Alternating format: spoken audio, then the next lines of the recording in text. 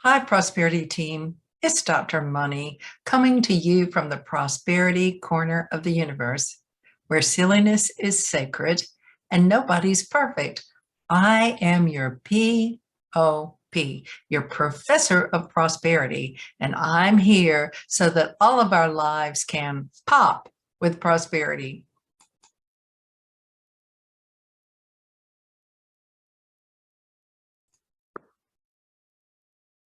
I want to talk about giving. I think we all know that giving and receiving are part of the same formula. I want to talk about when giving is not okay. Well, giving is not okay when we do it out of manipulation, that we give to try to get something back from someone else.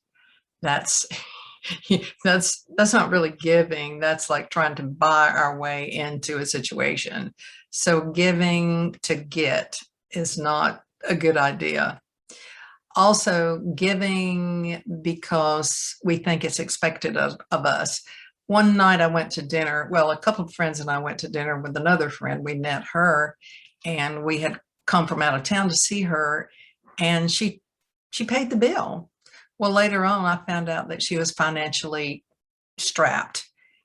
And my training is if somebody offers to pay the bill, you let them do it. That's kind of a prosperity rule. And you don't argue with them. You just say, well, thank you very much. But this so happened, I found out she was strapped for cash. And I said, why did you pay for dinner?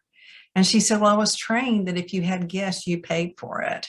And there is something true to that, but not when you can't afford it. So if you're strapped for cash, don't spend money on someone else when you can't afford it. Very simple. Putting it on your credit card and just driving your credit cards up when you're already in major credit card debt. No, that doesn't work.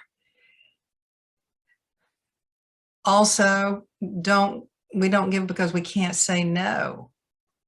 It's like, no, I mean, I've seen people give to charities. Somebody knocks on the door and asks for something and they really don't want to do it, but they feel embarrassed not to give it, but they just can't say no.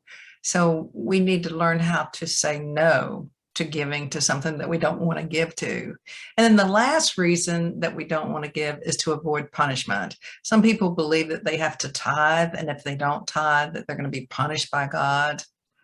I have known of people who charged their tithe or their money because they didn't have enough money to pay all their bills, but they wanted to charge their tithe so that they could give to God so that they could receive and so they wouldn't be punished. That is so messed up.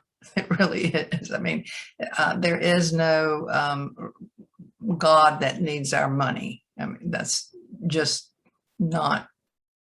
I mean, when you give to the church, you're not really giving to God, you're giving to a building, you're giving to the maintenance of that building. And I understand that there is a true thing that when we give, that receiving is kind of the other part of the equation, but we have to give with an open and clean heart, not because we're expecting something back, not because we're avoiding something, not because we can't say no, not because we were trained to do that. We have to give with an open heart, open and clean heart. So let's only give when we can afford to give and when our heart is really in it. Let's take a deep breath. And as we breathe in our good. And as we exhale our intention that all other beings receive their good as well. This is Dr. Money, and I want you to remember one more thing for sure, and that is that I love you.